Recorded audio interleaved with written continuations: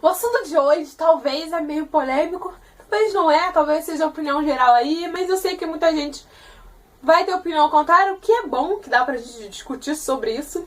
Mas sem mais delongas, hoje a gente vai falar sobre tudo isso de livro aqui. O assunto de hoje é a série A Seleção da Kiera Cass, os 5 livros.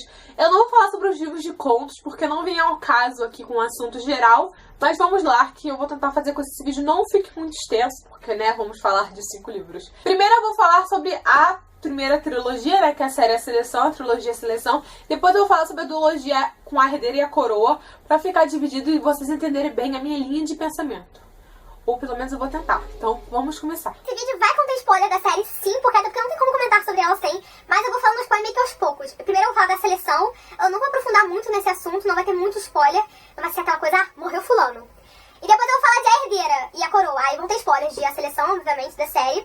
Mas enquanto eu falo da Herdeira, eu não vou falar muito spoiler. Eu vou fazer uma avaliação por cima. Só que a Coroa, com certeza, vai ter spoilers. Então, fiquem ligados. O que vocês querem saber aí, né? Bom, primeiro, que eu vou atrás já. Se alguém me perguntasse, me pedisse recomendação sobre a série A Seleção, o que eu achava, eu falaria pra pessoa ler só até o terceiro. Não ler A Herdeira e a Coroa, porque eu acho completamente desnecessário. E vocês vão entender o porquê desse meu pensamento lá mais pro final do vídeo, mas eu vou explicar direitinho. Então, é isso. Bom, entre esses 3 primeiros livros aqui da série A Seleção, existe uma queda de...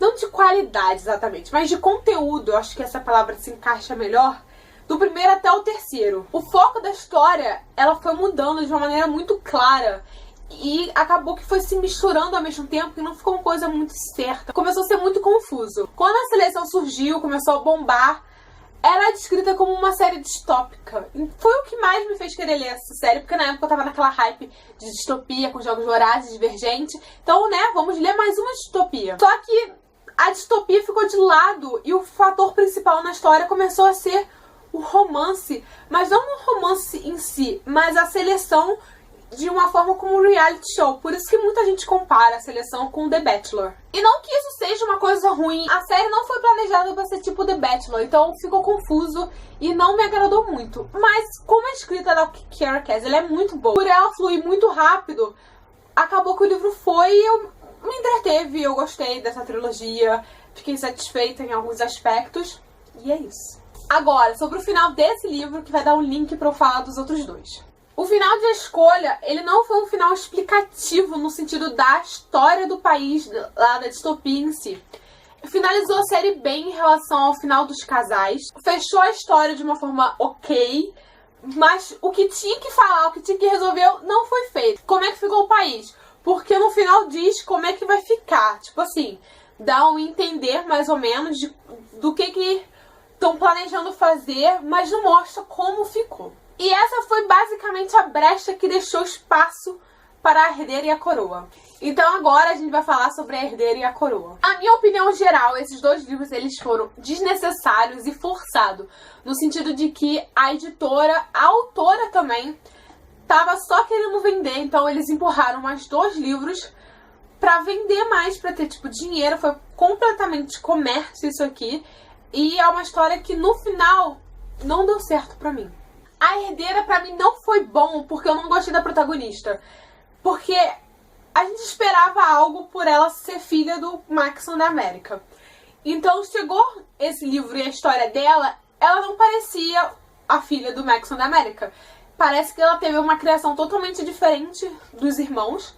E em alguns momentos eles tentam explicar isso. Porque ela foi criada pra ser rainha. Porque ela foi criada pra ser rainha. Tem que se mostrar como uma pessoa de poder, que manda. Mas não colou pra mim. E pra algumas pessoas foi bom, foi ok.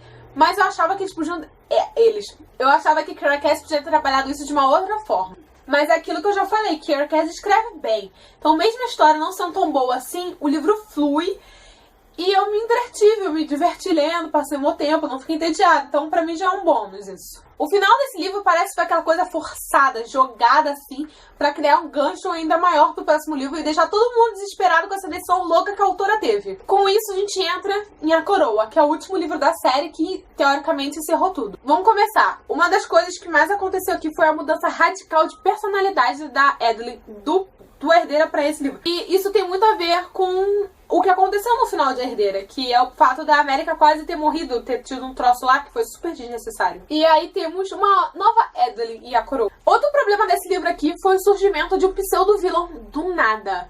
Do nada, a autora jogou um cara aqui que, com potencial para ser o vilão da história, meio que pra dar alguma movimentada nas coisas que já estão muito movimentadas, e ficou uma coisa tipo, oi, tipo, 50 páginas, o vilão entrou e saiu.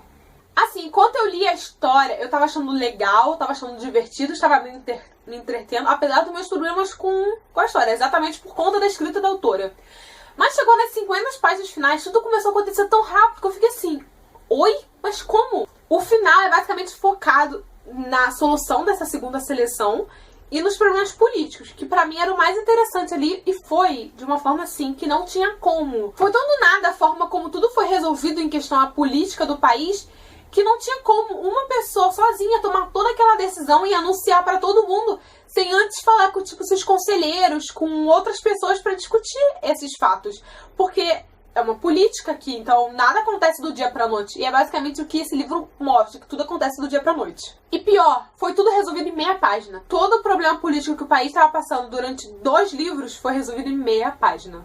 E tem a impressão que você lê 10 páginas e você não leu nada, de tanta informação desnecessária que acontece nesse livro. Então, assim, o que eu realmente queria que tivesse acontecido? Eu queria que a solução política que foi dada, mal explicada nesse livro aqui, A Coroa, fosse pega, desenvolvida e acrescentado mais 150 páginas em A Escolha, inserido essa explicação política lá e resolvido a distopia em A Escolha. Não precisava de mais 2 livros. Porque, na real, depois de A Coroa, meu pensamento de que A Coroa Herdeira foi desnecessário só ficou mais forte.